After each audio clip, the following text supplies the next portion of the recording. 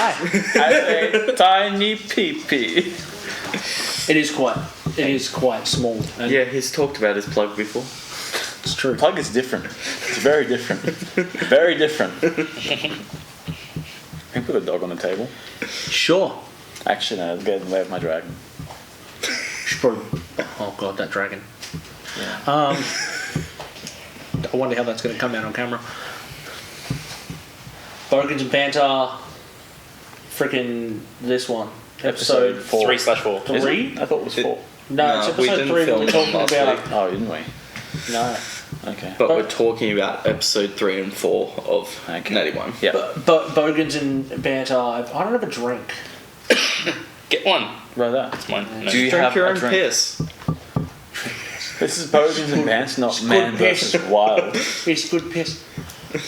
Bogans and Banter, episode 3. Clappity clap clap. Touch my dragon. Yes. Yep. Just the tip. That is a nice dragon. Just like give it a little rub on the tip there.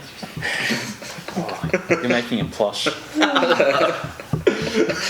Anyway, hello and welcome to episode 3 of this absolute Shit show. crazy thing that we call Bogans and Banter. Well, that we're supposed to call Bogans and Banter. I end up giving it a million other names. Bungeons and Bragans is the favourite.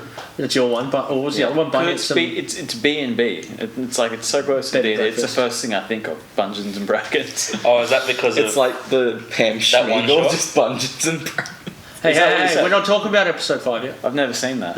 Do you have Bungeons Episode- and Bragans? No. No. So we could.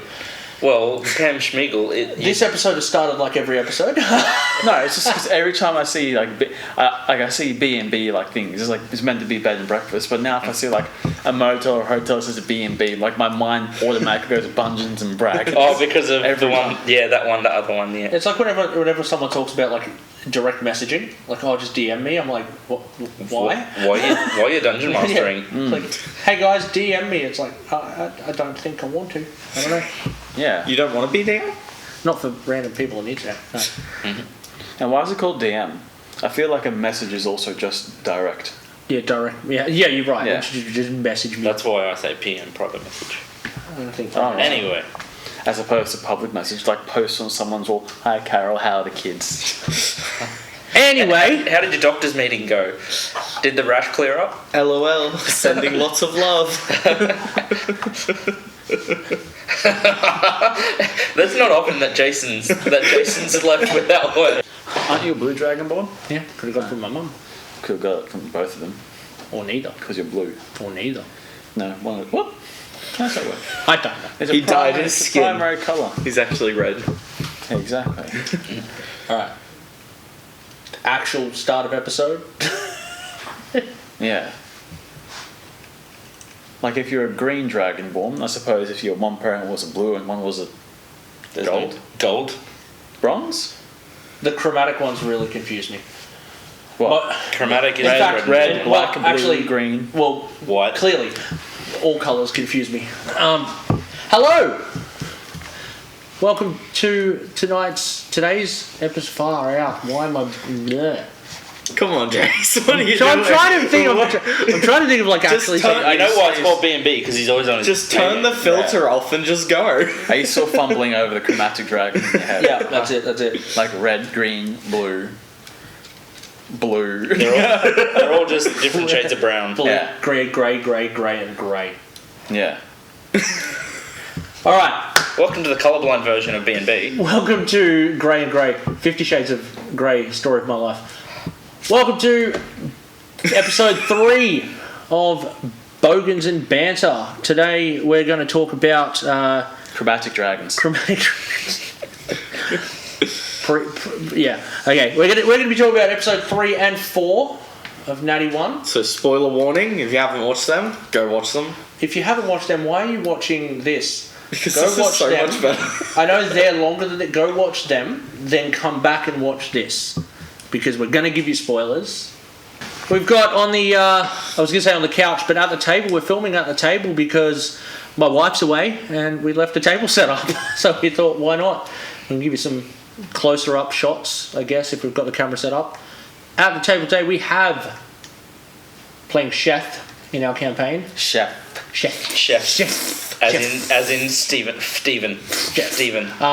have Peter. If you got a glimpse into our group chat, you would be very surprised at what goes on in there. You don't want to see our group chat. Nah, I'm pretty sure Matt doesn't want to see the group chat. He's muted. Yeah, we've also got Matt here playing Lancerion. Yes. It's the full name, isn't it? It's got a surname as well. What is it? Lancerion? I can't. Something long. Yeah, it's something long. I pulled out, and it's like an elf name that has like a common name as well. It's long There and you he go. pulls it out. Yep. It's a long So elf. Jason wouldn't know. No idea. I have a small willy. And that's going on camera. Good. And we also have our sadistic, self-harming Barak. Is it Barak or Barak? Aren't you the one that flagellates? Yeah. That's So you're true. a self-harm. It's true. It's true. Yeah, mine actually does something. You're just doing it for no Mine reason. apparently makes like Well, from People appear in from Barak's lakes. point of view, it's for no reason because he's Yeah. like agnostic or whatever. Yeah. freaking agnostics. Oh my gosh. So you That- do it- not IRL. Agnostics you do are it mechanically. He does it emotionally. Yeah. fine. Yeah. Yeah. Metagamer. And they, and they say Min-maxing. You're they, just they min-maxing. always say that you put a bit of yourself into your character. So Oh dear, this has started well. Yeah. So we're going to be discussing episode 3, episode 4. Want to straight up give a big shout out to our sponsors for episode 3 and episode 4. Episode 3, oh my gosh, that terrain, Yeah, Dungeon Caster. Dungeon Caster's terrain, and of course the stuff that Micah did with it. Micah was meant to be on this episode, but she's not feeling well, and she was working as well. So hi Micah, somewhere so was wherever you I. are. Yeah, you were. yeah, 11 to 8, and I still haven't gone to sleep. Oh, there you go.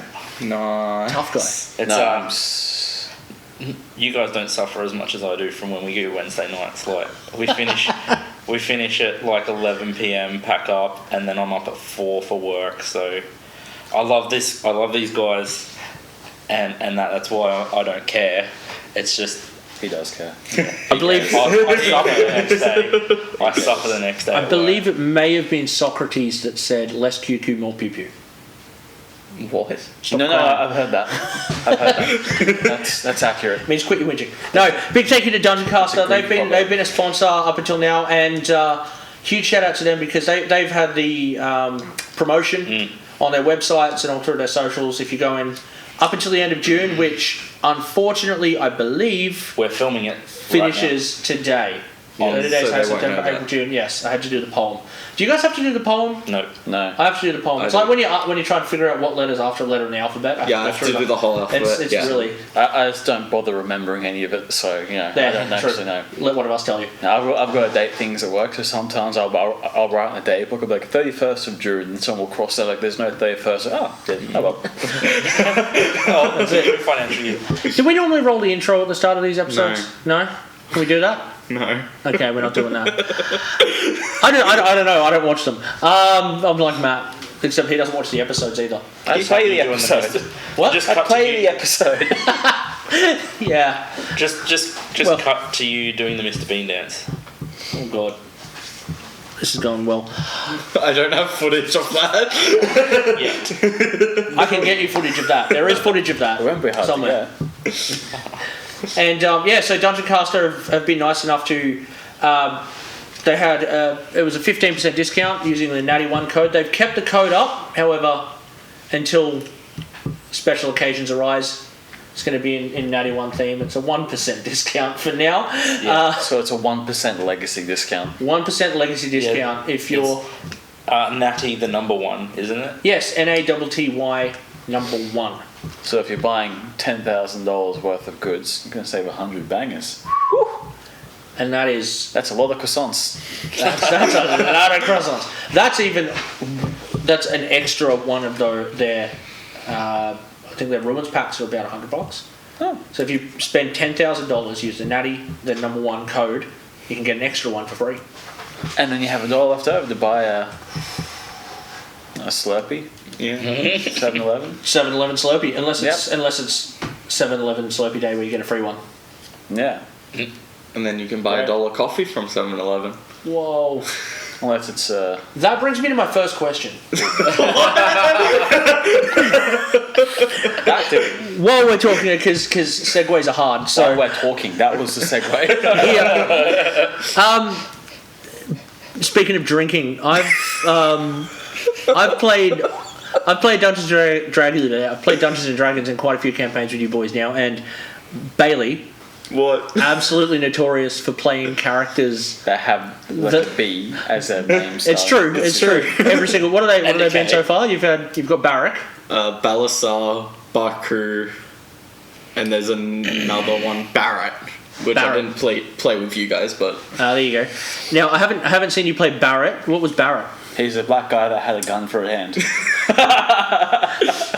I believe that's Final Fantasy. close. No, he was a Hexblade Warlock. Right. And was his weapon a gun that he attached? No, the question is, did he drink a lot too? Because Yes. so far you've had a tendency to play characters that drink a lot. Is that? To put it in perspective, Bailey never drinks alcohol. That's the thing. Is this like almost a never. is this like a repressed thing from your childhood, or I growing didn't up get to drink when I was growing up in church with me being your youth leader? That's always good. No, it's easy because you just replace a personality with a addiction. And Well, they do you're say done. that addictions can't be you can't beat an addiction. You can only replace it. So makes But sense. yeah, who needs a personality when you can just be like, I want alcohol, and that's how you play your character. Yeah, because I did. So, are you saying that you didn't want to put thought into Barak, so you just Well, Barrett's the least drunk out of all of the ones I've played. Baku was Literally Well, a brew okay. master. Baku was a drunken master monk, though. yeah, And he can make his own stuff. And then when he leveled up, he went and trained how to brew his own stuff. Yeah, we had That's some cool. downtime, so I went and learnt how to brew my stuff. Yes, indeed. In the criminal underworld. Yeah. That's a great. That's where they where- make the best stuff. Where else are you going to learn to brew alcohol? It's the best place. Bundaberg. Bundaberg. Yeah, the criminal underworld.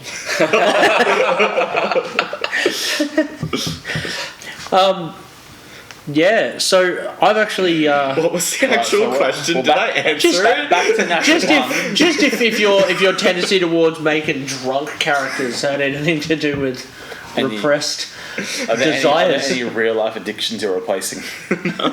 Game. Sorry, are we getting too real?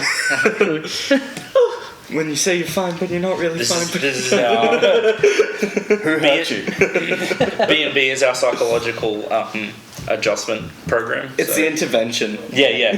Well, that's a conversation we've had is that it tends to be the thing that when you play a character and you role play something, you bring something of yourself into it.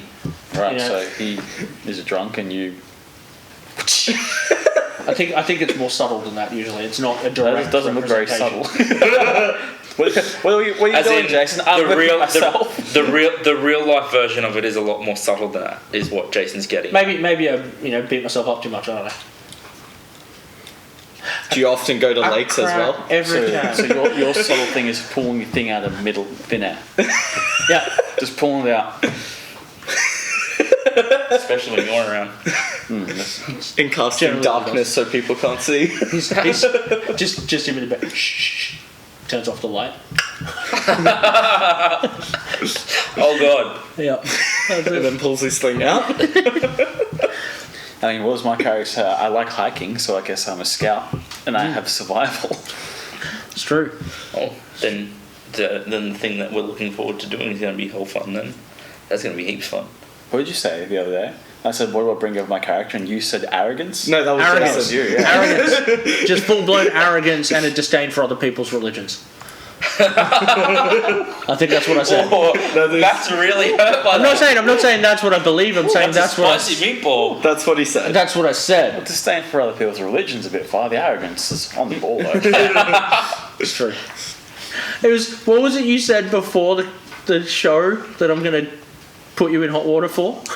Well, Where with most people it's like you say to the bloke they're punching above their weight, Oh yeah. but with you it's different because Anna can't do any better. I'm the best. that. Hello Anna, if you're watching. She's not watching. Why would she be watching? She doesn't watch this. Well, if she does watch, she knows. Wait, does she play? Yeah, she watches Crit Roll. Not us, but Crit Roll. Oh, cynical mole. Cynical. Can't use that word Why? because they might sue us. But it's the abbreviation, it's not their name. True. It's Yeah, just, by critical role, I mean to say that when we roll a 20, she watches. she's watching us She here. likes. It's like she's looking down upon us. And when we roll 20s, those are critical rolls. Yeah. She's All critical ones. role. As All with ones. Yeah. On that note, Natty won. Also, episode You're 4. really great at segues. I do not. Segways are things you ride on. They're like scooters with a handle. That's great.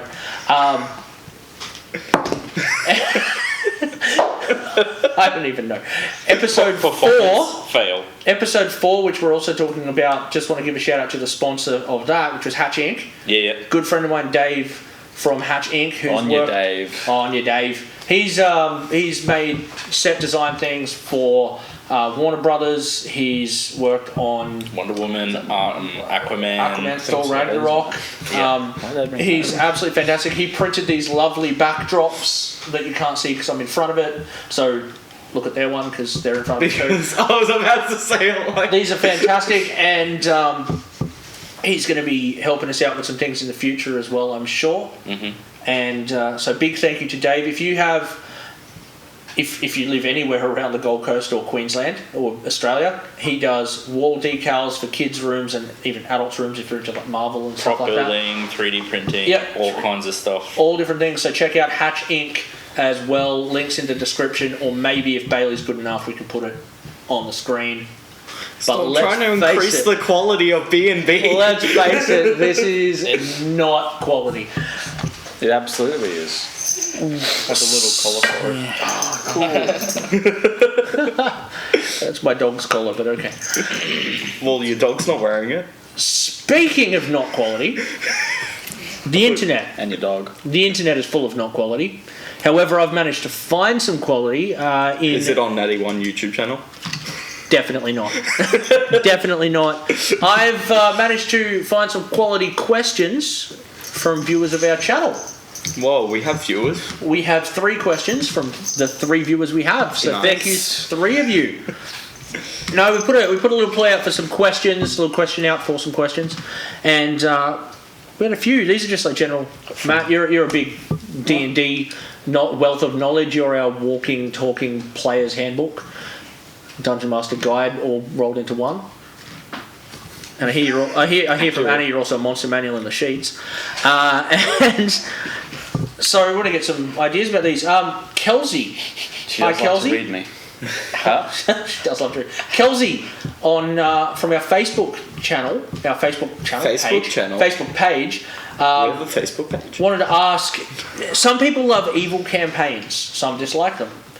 Are there any governing rules that make them actually work over an extended period of time instead of just like a one shot or over a month? Evil Because they campaigns. just kill each other. Evil campaigns. Absolutely. You look at evil as a spectrum as so good character, they put everyone's needs above, like a good character like works for the good. A neutral character will do a good thing, but will try and like look out for themselves. An evil character will look out for themselves above all others. So you can play an evil character. Playing an evil character doesn't mean you're Dr. Evil trying to destroy the world. In the evil alignment, you could call yourself evil, but be looking out for number one, doing everything you can to further yourself. And you can align yourself with other characters to make a cohesive group out of that.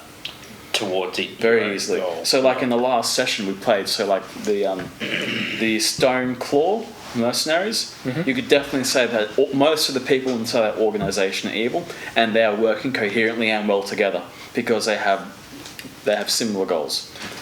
It usually works better for lawful and neutral, whereas if you're chaotic, it can be a little bit dicey there. I feel like Barak, chaotic characters can be a little bit dicey. I'm lawful. You got a fucked up set of laws in it. No, well, I shouldn't be swearing. he's got a codified set of laws that he follows, so he can be called lawful. He's full of some sort of law. Yeah, well, being lawful doesn't mean you follow the laws of the land. It could It's also a mean set of you have a personal set of laws. But even so, I haven't broken any laws of the land yet either. I don't think.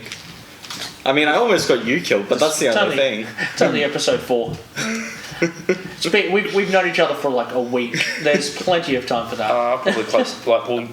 We've known each other for a week. We've known each other for probably close to a month now. Yeah. But we've been together as a party for about a month, for about 2 weeks. Maybe, yeah, I think so. By the time the end of episode 4 comes, it'll be close to a month. I mean, didn't it 4 take weeks. a day or two travel just to get to the mill? Yeah, 2.5 days or something like And that. then we spent like 5 days Yeah. there, and now we're halfway back. Something like that. You guys take Yeah. notes. I don't. No, neither. I just have the book there and a pen, so I look like I take notes. So That's pretty much everyone. We have no idea what. now Pete Items has we like a have. full proper journal of notes. Oh, I've Right got- here. Yep. I have Read it. another thought now. So back to the question. So you know how every DM's playing the evil gonna read characters, this. right? Yeah.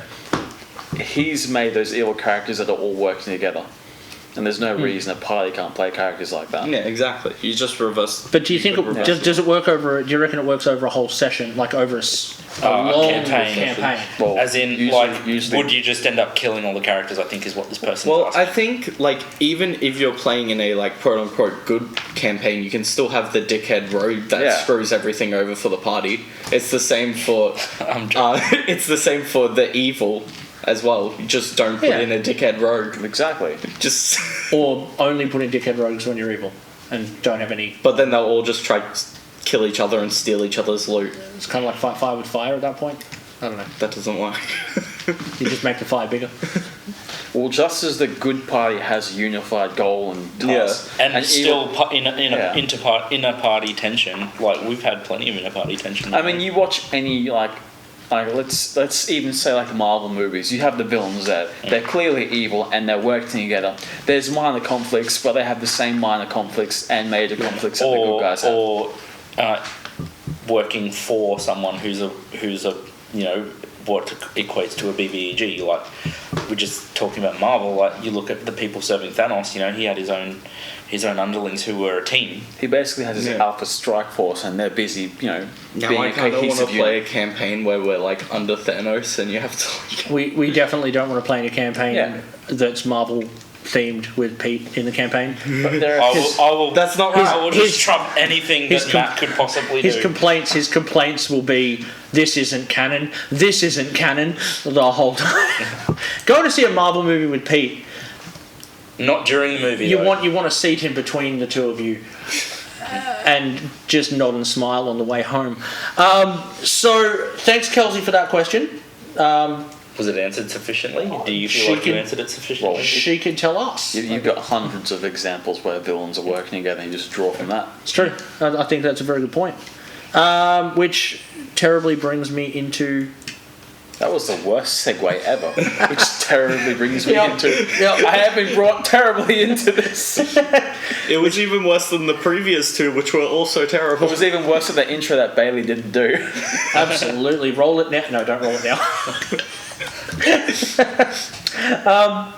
So, another question which in absolutely no way links, so we won't bother. William posted a really short, simple question. Splitting the party, yay or nay? From whose perspective? Well, Everyone or I mean, Matt,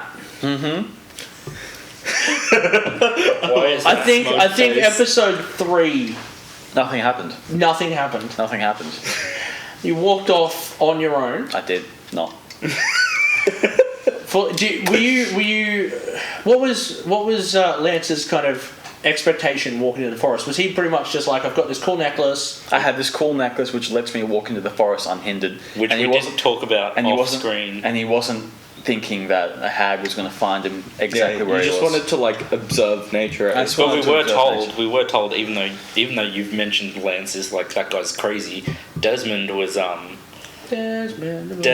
Desmond was all like, she's watching you guys. He said that more than once, Yeah. I guess Lance was just dismissed anything he had to say. He wasn't dismissed. He figured that walking through the forest, he's a wood elf. He's naturally And he's got the free super pass. stealthy. Yeah. He's got a free pass. He just figured that he'd go for a stroll without. being Didn't you caught. roll really low on your stealth? No, on one of your I think I stealths? rolled like mega high. I can't remember. I think I got like a 26. We'll have to go back. We'll go back and watch it, or someone can go back and I watch got it. 2 highs and 1 low. Yeah. I think. I think it was the low where she discovered you. Or Yeah, that was interesting.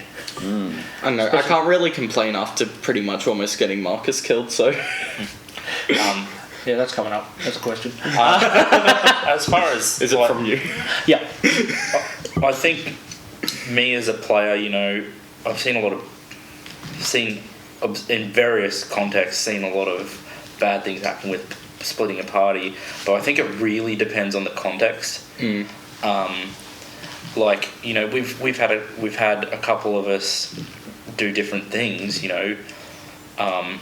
Like we were at the mill, and a couple of us went to the druid after the hag had already attacked and stuff like that. And I think it really depends on the context. And it depends on the characters, because some people are like, Lance is extremely sure of himself, and he doesn't feel like he needs anyone. Nothing like me at all. He doesn't feel like he needs anyone. So I need Bailey. Aww. Like IRL. Yeah. He gives good cuddles. And Sure. I think that it really depends on the context. Like if we were actually chasing down the hag, I think that everyone in the party, We did split the party. when we were chasing, only yeah, yeah. used to get in the water. Yeah, well, when that went off then. But that wasn't when we were searching. When we were searching for her, you know, especially when we went to the ruins, we weren't. We pretty much were really looking out for each other, and in the lead up to discovering the hag, at the waterfall, we were really watching out for each other as characters. I think, you know, like, even though there's not like a really strong bond there, there's an understanding that these people aren't looking out for just themselves, except for the one that acted.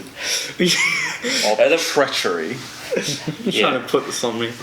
Go back to talking about your misty step. Whoa, episode 1. I'll get you so you can like pull that speech out you had prepared. Yeah. That was such a disappointing combat. I know we're talking about the next episodes onwards, but my gosh, we had 2 weeks of like Two episodes of no. Well, no, we had 2 weeks in between episode 1 and 2 of us just insulting Pete over chat about Misty stepping into our certain demise. And then Micah pulls off a flippant clutch suggestion, but it all came down to initiative. Like, Yeah. So, and that's why I asked straight up about did I see what Oliveira did, and that was a hard thing for what Sheth would do in that situation. And with Micah literally saying as herself, not as Oliveira, saying don't screw this up for me in more aggressive terms. Not like her at all. That almost made me just go whatever. Like, it almost made me go, well, you know, Sheth could go either way on this, and because Sheth's had a lot of experience on the road and knows what bandits are like. It doesn't matter. Yeah, the kid next door. Yeah. It doesn't matter. You know, for instance, like, what if you give your money away and then you've got no money left for the next time you encounter bandits in the next 2 days? You know, like, he said they're just going to target. He thinks that they can just target you again. They think they can just keep doing it. And I guess if we were playing an evil campaign, that would lead us to being able to then just give them the money, and when they turn their back, kill them. Which, I don't know if anyone thought about that, but Marcus... I didn't. Marcus thought it was a A possibility. neutral character could also do that. Yeah. A good character can still seek recompense. Oh, I'm neutral good. So Sheth's neutral good. So, you know, he sort of, that's why he probably didn't see it the same way as the rest of the party. Like, we can discuss it now, but he saw 3 people in the party who said that they didn't want to give up their money. The bandits weren't hearing otherwise, and they were getting more and more threatening. And from his perspective, he's like, I need to do something to try and protect the people that I'm with.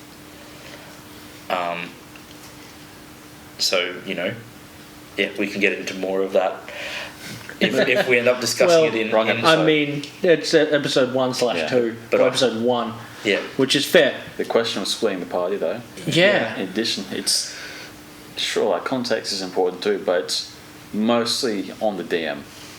Can't is a DM capable? Freaking heck, Nick. Is the DM capable of whatever DM you have? Is he or she capable of splitting their attention between two things? Can they split focus evenly? Can they multitask it? Can they give one enough attention while giving and can they properly leave them at moments where you can give attention here, then you can switch to the other side, but you leave them in a place where they can think about their next actions. Yeah, because otherwise they're just kind of however you split, they're just going to be sitting there bored. Because cool, get back to me. Otherwise, it could feel like reading a Game of Thrones book. There's an art to where it. you jump from one place to another. Nick's And you're definitely capable. I want to of be that. back there, not where it's gone. The focus. So there's an art to keeping suspense up on the side that you're not paying attention to, and it just depends on what your DM can handle. And it's, before you decide to split party whenever, it's probably good to chat with the DM and see if they're okay with you splitting the party every now and then, because some DMs are capable of doing it, some DMs like it, some DMs are not capable, some DMs are capable but don't want to do it. Yeah. And then some DMs the DMs that are capable but don't want to do it, you might find they generally punish you for doing it. Yeah. In game, and then the other side. Then there's time and place. If we're all going towards a goal like a temple ruin or the waterfall to confront the hag, now is not a time to split the party. If we're at camp, we're just doing general roleplay things. Perfect time to walk off into the wilderness on your own. Yeah. Exactly. Yeah. Speaking of... So do not split the party in clutch moments. That's it. Speaking of clutch moments... this has nothing to do with clutch moments. In episode 3, with Chef, as you mentioned Desmond before, when that old kooky Desmond kind of had that vision and called you out as being a fallen Asimar. Or when he just saw straight into another maybe realm, or just perceived he has some sort of ability, or his back up mental and got really lucky. Is the other possibility? Is Chef worried that certain things about his backstory or about himself will be too edgy? Yeah, we've got a guy that cuts himself, and then we've got a rogue who treats everyone like crap. But yeah, we have a fallen angel who has a devil's sight, who has an edgy backstory and summons a vorpal blade out of his a-hole. That's true. Yeah, but are you worried that the party's going to clue on too quickly? No, because I know Marcus is kind of... Barrack thinks Desmond was crazy. No one's mentioned anything about it. No one was there in the recent episode. No one was there for what happened there. I'm not going to discuss that because that's not out yet. No. Lance has thoughts. Yeah. So just to clarify, we're filming this after we've already filmed another episode. Episode 5. So if we start talking about things to do with episode 5, just don't watch it. Don't watch this. No. It's probably... But then it's too late. In my head, I've already played episode 5 and 6 and the head of the game. You've already played 6 as well? I have. Well... I know exactly what's going to happen. Did we make it to Feldenbrook? Chef didn't. Damn it! You know the rule is though. If it's filmed, it becomes canon. No, now that you've said that, it if you becomes declare canon. it, it's true. Yeah, now it's become That's why canon. Nick's like, there's a 24 hit. You just say no, it doesn't hit. He doesn't get that yet. Try that so many times. Exactly. He just doesn't understand. It's true. Yeah, Chef's not concerned.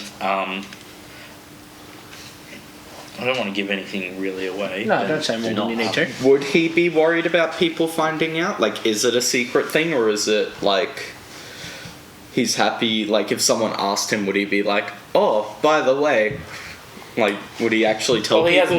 He hasn't hidden, and he has spoken to a few people that he's an Asimar. Yeah.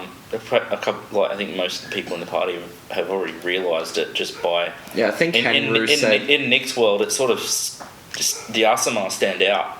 Yeah, they do in every world. Yeah, yeah. I think it was Henry or someone else in the Red Juggler actually said traveling with an Asimar, and Barrack was like, "An Asa what?" Yeah, and that's pretty much even Marcus then was like, "You're an Asimar." What?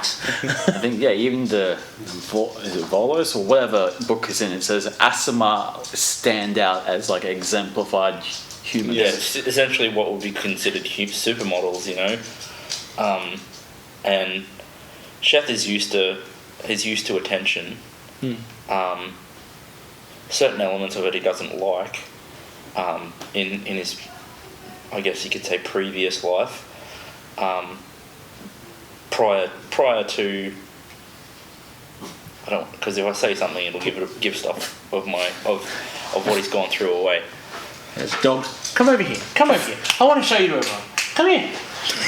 Deny. Oh, But- she's got stage fright. But Sheth isn't concerned. He didn't even flinch when Desmond said that. Like, Pick her up. Put her on the table. Say hi to her. Yeah. probably the reason he didn't flinch is because he realised that everyone was going to think this guy was crazy anyway. But he's not. He wasn't angry at Desmond, or despite Desmond being afraid. She's weirded out by this dragon that's wearing her collar now. Everybody, this is Bronte. I think you've seen her in one episode before. Yep. She made an appearance in did? episode 4, actually. I'm pretty sure she's the BBEG of the whole campaign, but Nick won't tell me that she is. Her powers of She's her, the curator. You know how She's the curator. she's Whoa. she's got, you know how you have frightening presence and stuff. She's got cute presence. She's a little cutie. Let's roll a wisdom save. She's a Or be charmed. multi Shih Tzu cross Chihuahua, or as we call her, a multi shit wow. She doesn't look like any of them. Except when she's scared, she does the Chihuahua shake. Don't you, Papa? Do the chihuahua shake. That's it. On that note, the curator, The Big C. the big C. Was it a big C or a little C? It was a big C, wasn't it? It's a title. It's a big C. It's a big C. It's a big C. He's got a big C. He is a big C. Very deep C. Wide set C. A thick C. Is Chef concerned, given he was the one that had some sort of prior knowledge about it? It hasn't really been mentioned what his real desire or knowledge about the knowledge or desire about the curator, or how much he knows. He probably only knows a little bit more than the other people, and is probably the only one who's actually keyed on to the looming, I guess, danger that he is, or maybe threat. There's a potential threat there that and just through the bounty hunter side of things, and for alternate reasons which he hasn't revealed to anyone. He hasn't even revealed to Marcus. He might have said to Marcus that the curator is why he's going to Feldenbrook. I think that's probably been discussed with Marcus. That's about it. But there are reasons.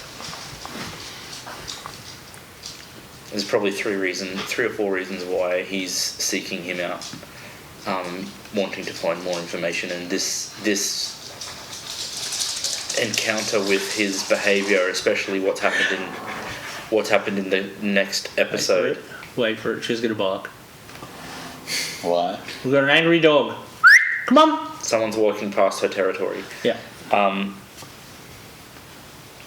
As far as what's happened since the most recent episode 5, which we won't get into, but even that first time where we discovered that letter, he feels more confirmed that. Hold on. Have we filmed episode 5? Yeah, that was the one we just filmed. That was 5. Yeah. Oh, Yeah.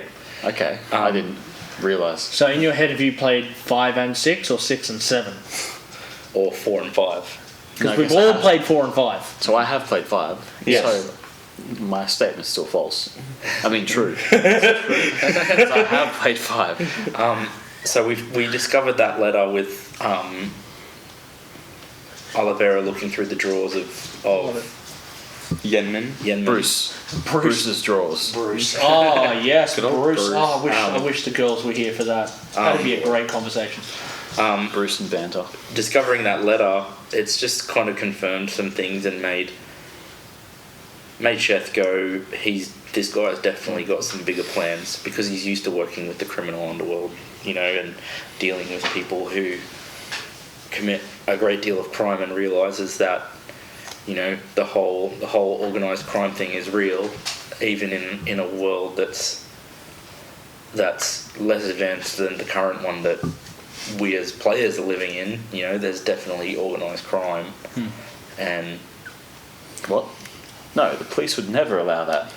Police? Yeah, crime's illegal. That's why it doesn't happen. It's interesting. So we've got one more question that's come in from the interwebs. I think Lance, the character, and Matthew, the player, still know absolutely nothing about the curator. I don't know anything about it. I know nothing about the curator either, except that he reminds me of a character from Jason's campaign, but that's about it. yeah, Most things from my campaign I stole from Nick's campaign. Cheers, Nick. No. I don't know how much Marcus knows about the curator either. I think you mentioned that you've read about him. Yeah, he's read about him, knows about him, because obviously the curator's in Feldenbrook, and that was right near the Felden Peaks where Marcus was. But as far as he knows, I don't think he even knows that Chef hasn't told him about being on any sort of mission to find the curator, has he? In that 2 weeks, that was why I said I'm heading to Feldenbrook. Yeah. The 2 weeks that you and I were. Old Feldy. Good old Feldy. So Marcus probably has some sort of knowledge. But I want to say big thank you to everyone who did send in questions. We're going to get to some questions in the following weeks as we can. What questions? Well, this next one's going to be one of them. There's going to be a question. But, big shout out to Kelsey, to William, who sent in those questions. We've got one more here from Jordan. Every week, or every fortnight when we do these B&Bs, we're going to do a giveaway of some sort to, what we thought were the best question. I have a good question. You have a good question? Yes. Okay, but you're in the show, so you're exempt from winning the prize. That's unfair. Should have waited for the question, so you still are. Okay, ask the question, we'll see if it beats that one. I don't want to say it now. It might be better than Jordan's one. Yeah, but then they'll take it because then someone else will take the question. It's the best question ever. Oh, okay. Yeah. You're going to It's that good. Yeah. Matt, are you going to create a pseudonym Facebook account and post the question yourself so you can win? Sounds like too much effort for Matt to actually. You weren't going to do that until I just said that right now. Now you're going to do it. Yeah. Yeah, I shouldn't have given you the idea. No, so this is an interesting question that I've often wondered about. That'll be my account. Pam Schmiegel. Pam Schmiegel. Like, wonder who that is. That's it. So this one's Jordan talking about roleplay and stats and how much they should relate to each other. There's this old age discussion of roleplay that many consider charisma-based characters roleplay characters and discredit or almost shame others who play combat classes and call them non-roleplay characters. Those people are unimaginative. Well, here's the thing: is roleplay really stat dependent? Why or why not? Absolutely. It is. But your role play can absolutely be stat dependent, but that stat isn't charisma. No. It's all of them. No, charisma is a certain personality trait. All of the other stats are personality traits or character traits of them, Well, it's not even that. When I create a character, I roll my stats, I look at the stats, and use that to inform what kind of traits they would have. Is my character strong? Some of his personality traits are going to revolve around the fact that he's strong. Is he charismatic? His personality traits are going to revolve around what he's good at, what his strengths are. If I have bad charisma, do you bet there's going to be a personality trait that involves the fact that I have bad charisma? Yeah, like I know for Barrett, I have a pretty low charisma, so my thing is, I didn't want to make him just that, couldn't, speak to people. He's just very blunt and direct, and it's because he's direct, people don't like that. So and there's such, we've got 3 of the people at the table now have low charisma, right? What's One. Lance's? No, yeah. He's a warlock. He's got max He's charisma. got, we've got a warlock. I think that's the only one with He's high max charisma. What's your charisma? What's Uh, Lance's charisma, sorry? Averaged. Bang on 10. Bang on 10, yeah. See, Marcus is 9, so he's got the neg 1. I think I'm 9 as well. And all of you 3 play your maybe not great charisma characters is very different from each other. And that's kind of what I was getting at, like I think about the stats and then go, okay, so how does that relate to a real person? And that's how I've seen everyone sort of play their character, like I rolled really well on my stats and I've got no negatives, got pretty decent intelligence, and half decent wisdom, so it's difficult to, because you have to look at your background of your character, and I think that plays into it as well, and as well as your backstory, and once you've rolled your stats, that's kind of, like you were saying, that kind of determines maybe what you're going to write your backstory as. Use your stats to, it doesn't even have to affect you, you can use it in your backstory, but for me, I use my stats to inform some of my personality traits. Yeah. So if I have 20 constitution, one of my personality traits might be I can drink anyone under the table and I believe it. Yeah. And you probably can because you've got 20 con. Yeah. And I've got, Chef's got a pretty high con, 16.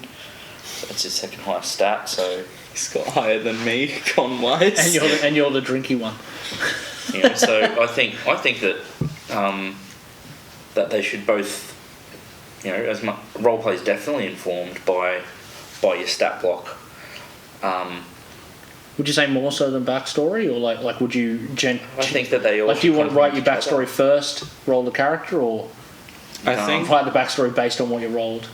I think for me personally, I mainly have a character set out before I roll, but the stats may tweak a little bit. But I don't know. For me personally, I don't think because you can just flukishly roll really high, and if it's I already wanted to play this character that was awkward or something. All of the characters play that. All of the characters I've come up with, it's like when Nick, Jason, and Matt asked me to be part of Natty 1 for the filming. I came up with the idea within half an hour, or maybe even less than that, of my character. That's less time than it takes you to do your turn in combat. And sorry, I don't just throw punches. Yikes. That's true. No, and I'm trying to add a little bit of flair to my character. It's easy to go, I just cast Eldritch Blast. That's what warlocks do. Yeah. I think that every character I've had the idea and then rolled almost immediately. I came up with the idea, and I remember Matt and Nick came up with the dice and said, roll your character. I came up with the idea of Chef. And out of all of us, luckily you rolled the most amazing stats out of everyone. Yeah, which makes sense for an Aswell. Yeah, true. No, you did. No, I'm one more. I've got a plus high. one to mine. Oh, really? Yeah, we added them up the other week because I was curious. Yeah, I laughed very hard when he rolled his because everyone's complaining that I'm so much more OP than the. Who's the next highest? So it goes you then him. Yeah. I think you're next. Yeah. Either you or Alvera's got pretty high. No, Alvera's actually Although added up, and she's got one good stat. The rest of crap. Yeah, true. So I think I'm too. She's got higher than doesn't she have 6 strength? something like that? Oh dear, It's ridiculously low. she's small. Yeah. Well, she's described that she's very petite. But of course, the main reason that we asked you to be in is because you made this beautiful table. Well, that's not the main reason. No, it's you not. guys asked me before. I don't live with you because it's because I don't like overall, it. Yeah. I got some pretty good stats across the board actually. I have an 18, 2 16s.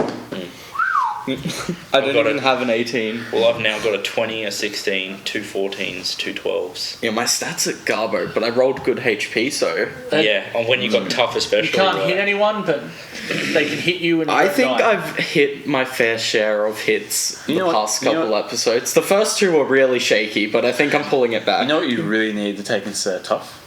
Was actually heavy armor master. Because you're proficient in medium, so you could have taken heavy armor master. Yeah, but then he's got to have enough money to buy heavy armor. I don't even know how much We're money I level have, 4. at all. That's why you take notes. Nick has it written. I've never mentioned money once. No, Nick has it written down. He told us what happened, and then he said, "I'll give you the list." He never gave us a list. I've asked him several times. That brings me to my next point. Oh, segue. Which doesn't ring. Yeah. Pete, Yes. Uh-oh. talk about all your characters before. Yeah, you know what's coming. Yeah. You know what's coming. Is Chef gay? No. Whoa. Hell no. It's still Pride Month for one more day, Is alright? chef non-binary? That's incorrect. Well, you were talking before about like good and evil and lawful and chaotic and all that, and how like you could be anywhere on that. And let's face it, the bottom line is every single D&D character. Pete's definitely on the spectrum. Somewhere. Every D&D character is somewhere on the spectrum. Exactly. Alignment. Yeah, exactly. I got to say, I've seen some really great stories. There's always this talk of like the funniest story or how you got into D&D, but I think this story. Jason was the only one who was there for this, so this story takes the cake. But I do want to. I know what you're going to ask. As far as stories, yeah, you can tell us about your experience with Dungeons and Dragons growing up, like when you first wanted to get into it, but then. This isn't going to be a weird sex thing, is it? Oh heck yes! The best weird. You sex know thing. about the story. This is the I best don't. weird sex. You do. Good. I don't. Then experience this with everyone at home at the same You time. can be like the Peter, audience's the like, floor/table is yours. Okay, get on it and start dancing. I don't have a poll. That's not what the Huffle found out. Anyway, segue. I know what that's foreshadowing. Go. So, yeah, I was. I'm older than everyone. I think in Natty 1. There's no doubt. No doubt. Look at him. You're pretty old. Yeah, I am. How old are you? Old. he's the same age as Nick. How old are you? I'm not the same age as 37. Nick. I just turned Yeah, 34. I'm 31. He's 31. Nick's 28. Nick's 28? No, he's 28, 27. 29, 27? He's 27. 28. He's 27. When's his 'Cause I'm birthday? 26. For some reason, I I'm thought you guys 27 went to this school year. together. No, Nick and Matt went to school together. Yeah. No, we were in the same year level. We didn't go to school together. Oh, I thought you both went to Emmanuel. Nah, he went to a man. Uh, I went to another one. what were we talking about? 20. What were we talking about? We were talking about. That's right. Alright, tell us about the poll. Chef's poll experiences. So anyway, Touch my hand. when I was in I watched it. when I was in early high school, I was trying to get into D&D. Back then, you probably already know, almost no one was into it. Wasn't it satanic at that time? Nah. Oh. Well, church people didn't like it, but I wasn't going to church then.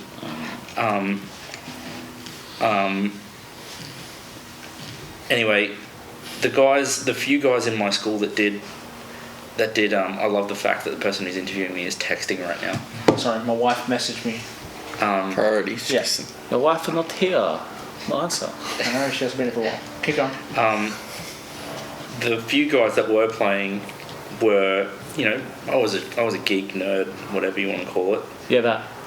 Geek nerd. They're two very different things. General D&D player, yep. Geek nerd. Ace. Well, you've got a different. The nerds are the guys who are super intelligent. Except for me, I was both. I was into nerd culture, and into all of the comics. I've been reading comics since I was really young, and tried to get into D&D when I was like 14. Did they have comics around back then? Yeah, they were on stone tablets though. Yeah. Um, Mostly stories about Jews walking through the middle of nowhere. and fighting off dinosaurs. Yeah. The group of 3 guys that were playing D&D in my school, even though I did go to primary school with 2 of them, they were really sort of insular as a group. Like they didn't want to welcome even though I'd known them for like 5 years. They didn't want to welcome someone new into the group, and I understand. Like delicate balance. Back then, if people found out you were into D&D, nerds and geeks were like. Right now, it's really trendy to be that, and back then, you used to get your ass kicked, but until my mum put me through martial arts when I was in primary school because I was bullied. Broke school bullies' nose that same year when I was trying to get into D&D. So, yeah. Anyway. I feel like this. And then The fast Misty forward. step makes sense. When he kicks you, hang on. There's more. When Sure I there actually, is, but we're running out of time. that's all right. Ollie? Yeah. When it came to 2002, I had some friends who were playing a Lord of the Rings adaptation of D&D, and I think that would have been edition 3, not 3.5. 3.5 came out in 2003. I was in a black metal band at the time. Whoa, did you just give Matt some information he didn't know? I have no idea about anything beyond Pre-5. pre-5. I came in as 5 started. You are but a child compared to us. Yes. Who knows more? I had some friends when I was in a black metal band. We'd have band rehearsal. But and you're then- white. Yeah. So are most of the people who play black metal because it's Norwegian. Anyway, these guys would often go and play D&D after, and they had the Lord of the Rings adaptation, and I'm like, oh, this is cool. So I sat in and watched a couple of times, and then that band kind of dissipated, and I didn't get to join. So because they were already pretty full, they had like 5 players. So back then it was kind of hard to play multiple players in a campaign with that addition. Wasn't Yeah, like bogged down in rules. There's third lots was- of regulations. Third was Yeah. weird, which is why 3.5 came out, and then So quick, fourth yeah. ruined everything, and But then even fifth then- saved us. At the Yeah. 3.5, even then, once you Was get to a certain problematic, level, it just takes hours Honestly, to a turn. 3.5 was like doing university level mathematics. And it already takes Pete long enough to take a turn in 5th True. edition. So Well, you want to talk about taking a turn? Let's take a turn So- and fast forward. So after that, it was a long time, and it kind of You know. took a backseat in even my own sort of interests. And then you met me. And then, well, Jason and I have been friends since 2011, and we got to talking about D&D when I moved down 3 years ago, and I got to join this metalhead campaign. Oh, it was great. It was great. It was Battle of the Bards, essentially. Oh no, I know I have heard this. I Battle of really, the Bards. and honestly, greatest story though. No. this is my first session with this group. They had what you could equate to a Call of Duty kid slash. He pretty much.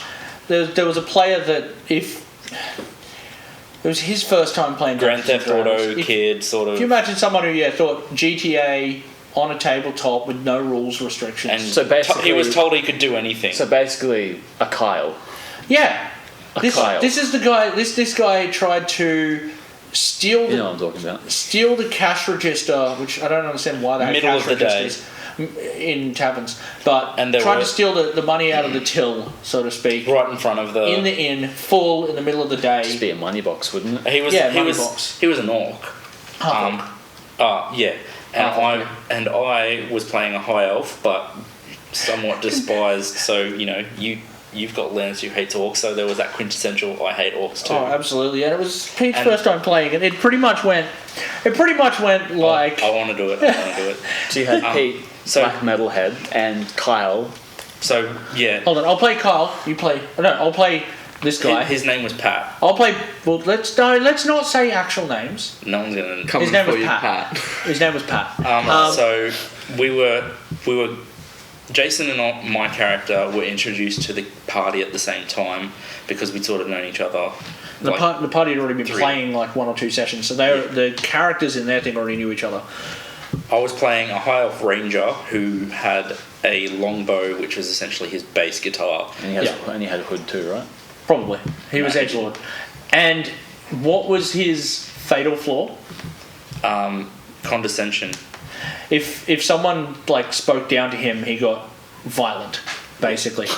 And so I'm going to play in this situation. I'm going to play the half orc, Pat, and effectively- my character was named Reuven. effectively one of the very first conversations that happened was the half orc, Pat, getting up in Reuven's face, and effectively was, Are you guys gay? he went, "What are you guys gay?" And Pete's response was, This was hilarious. This was hilarious. It's- My response was, "Ready? What are you guys gay?" didn't do it.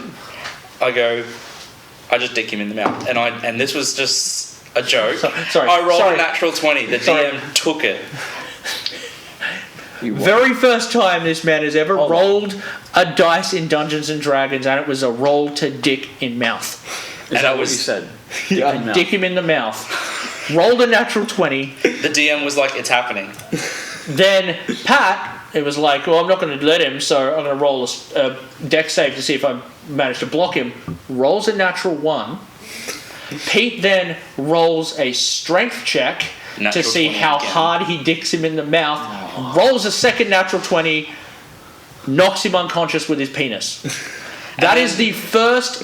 And then the DM got me to roll a con save because He's a half orc, so he's he a probably half had orc. He's something. probably had all kinds of disease. I convinced him that I'm a high elf, so I've probably got immunities or something. And then I ended up rolling con save anyway, and I was fine. So Yeah, so that was an interesting way to continue that role play after having seen that happen. Who was the DM? you probably never Can't- met him because can't this was remember with his Peter name. Tonkin and Felix. We're up up on in the north side. right. once again On the saying north people's side of full Brisbane. names on a YouTube channel. It's good. But yeah, it was playing in a good game store up in Brisbane, which was good fun. So I don't think I'd deal with a campaign where someone's like, I dick him in the mouth and DM says, yeah, do it. I'd be... Just wait until you want Lance to dick someone in the mouth. You and Marcus have got a bit of tension going between you. When I wonder who's going to be the first one to snap, Marcus or Lance, and To be fair, I dick him in the mouth. it wasn't. It was meant to be like. joke. It was meant to be a joke, and then I rolled the dice, and then the DM's like, "You've rolled the dice, and it was a natural 20. It's happening." So, if I just said it out of character, it probably wouldn't have flown. So whereas a DM should have been like, roll to dick. dick. Well, speaking of, that's in episode 5. We can't talk about that yet. Alright, well, I got a question. That's a really weird. Which characters do you think are bonding the best? Barrack and no one. I'll tell you, surprisingly. Barrack and Surpri- Barrack. Yeah. Surprisingly, given the way that he kind of fronted up at him for having gone into the wilderness by himself, Oh, cool. Good news. I think that Marcus and Lance are actually kind of Vibing, absolutely. yeah. I think they are. I think especially after that, and they effectively kind of apologise to each other for going face to face like that. I think they're getting on pretty well. I think no one likes Barrack. Yeah, which comes out in episode 5. There will be a little bit of kind of play on that, and you'll see them. But I think they get a lot. Marcus kind of, especially being highly religious, probably thinks that Lance is a bit of a Oh yeah, numpty. that's like the small story that's part of Nick's lore is that all the other races that aren't elves have like a link to the pantheon, To the known pantheon. to the known pantheon, but elves don't have that don't have that same spiritual link.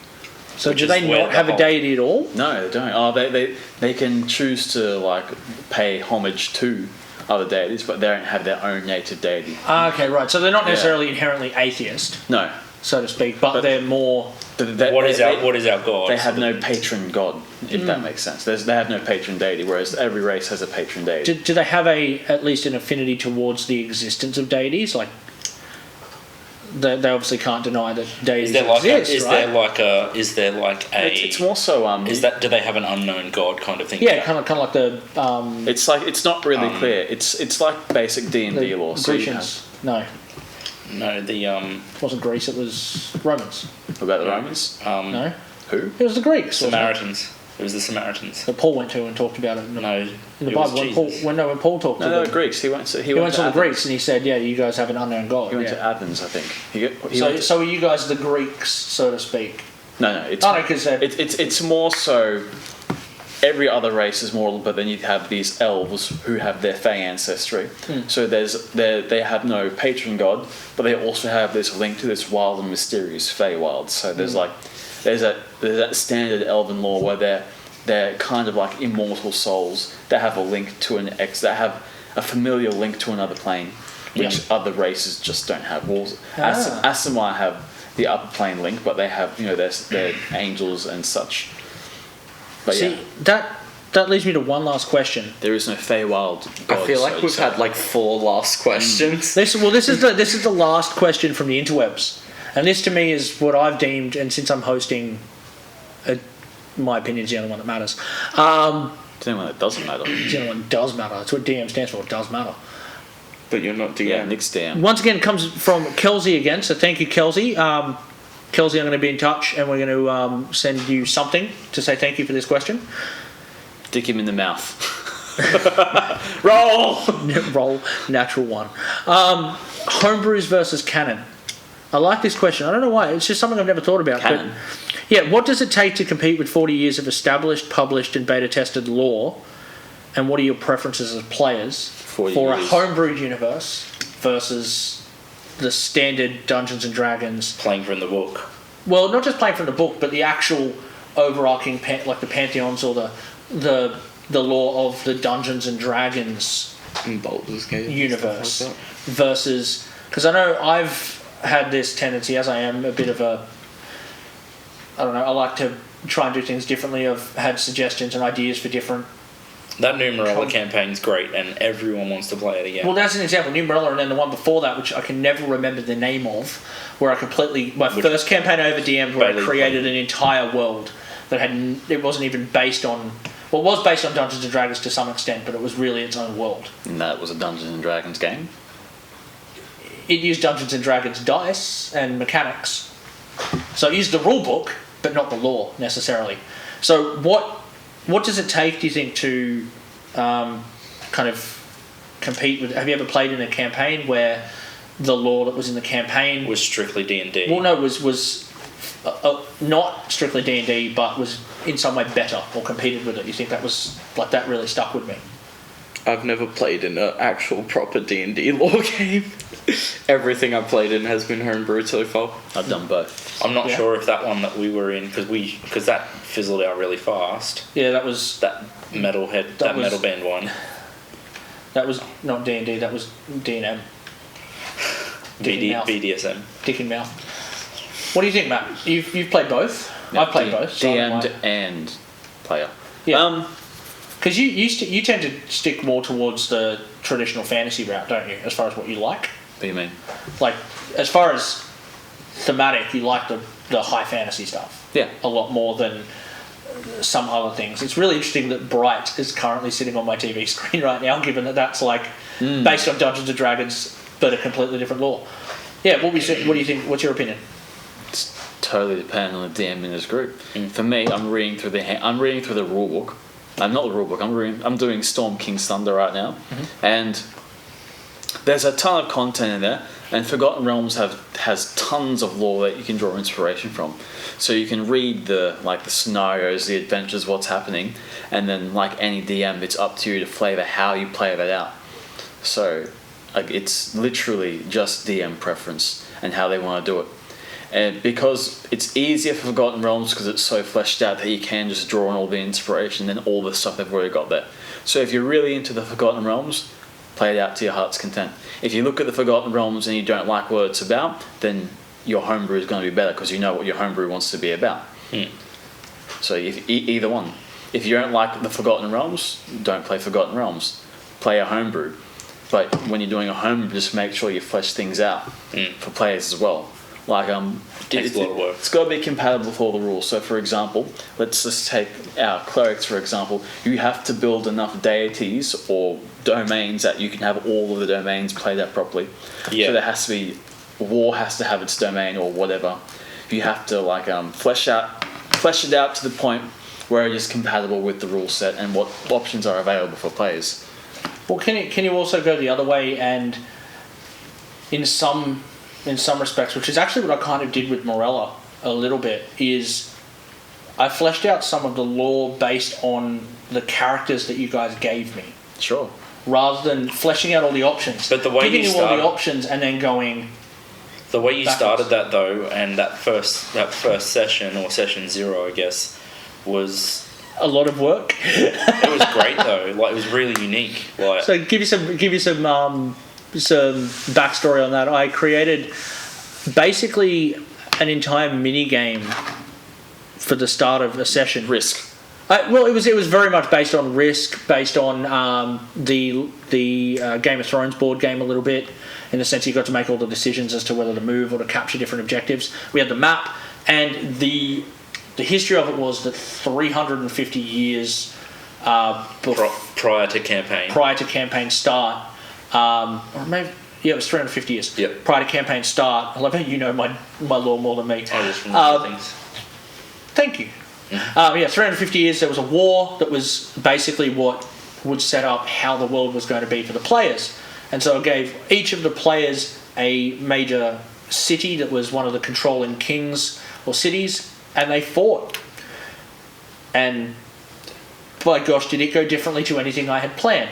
But with especially Didn't with I somehow convince everyone to be my side, With- and I ended up with- winning the entire You game? didn't convince what the elves. what happened was No, they just got pushed back to a corner. elves getting pushed They had back. a lot more land than The than Goliath- I thought though. That was horrible. The giant I played that so races bad. almost immediately, like as within the first 2-3 rounds of fighting, like wiped off the plane of existence. I'm pretty sure I played humans and I ended up You did owning play- 90% Yep, of the and land then mass. in And true, that's what's In formed human the whole fashion. Numerella. Fantastic, isn't it? it Yeah, felt it was like great. Like, it that's felt why like I- you were England.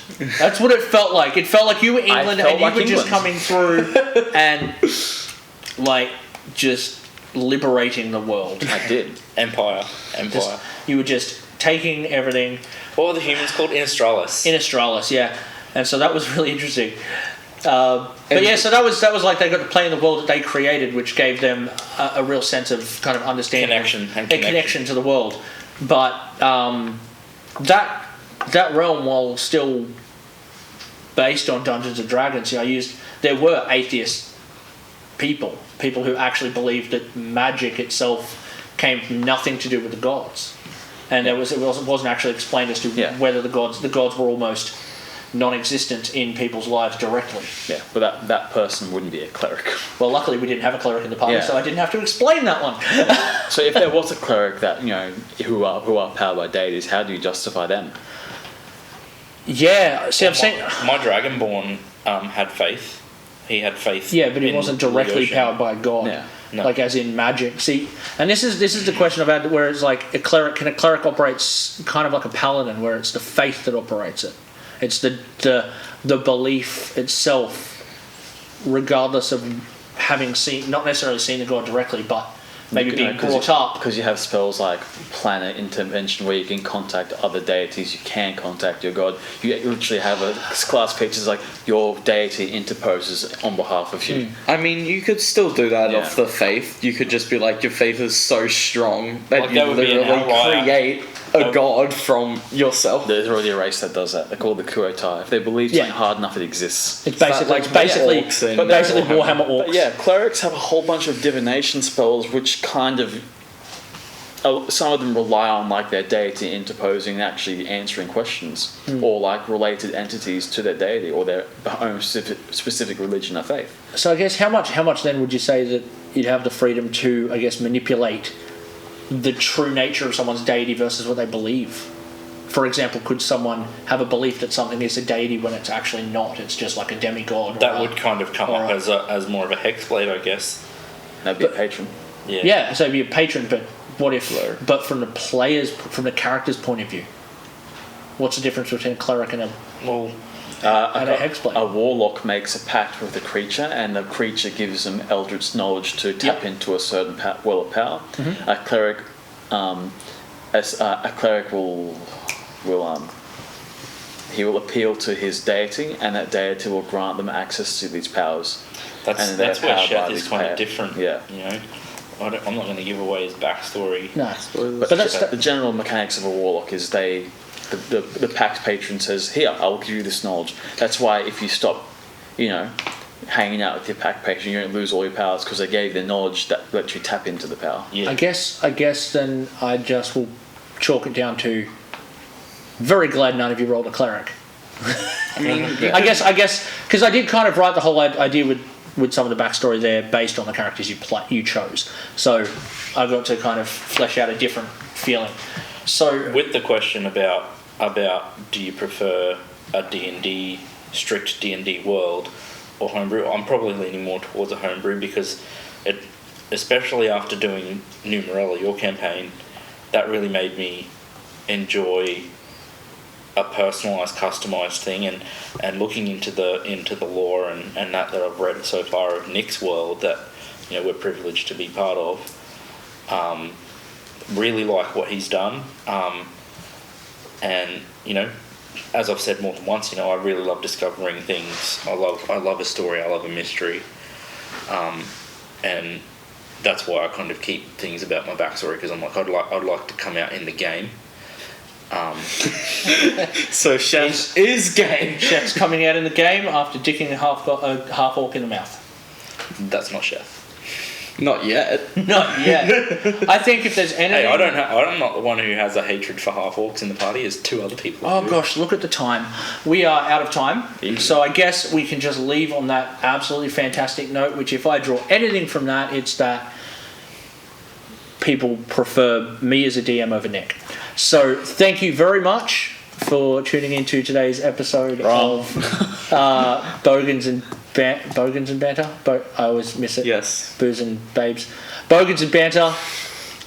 Check out everything. If you've got your own responses to these questions or any other questions, chuck them in the comments below, because next fortnight, I don't know which way to point, one of them, we will answer some more questions. How do you point to time?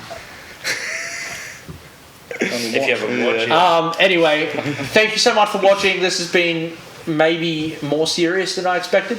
It didn't start out that way. Brilliant segues. Brilliant segues. And enjoy. Bailey, roll that outro. We don't have an outro. Or an intro. Or any tro. Fade.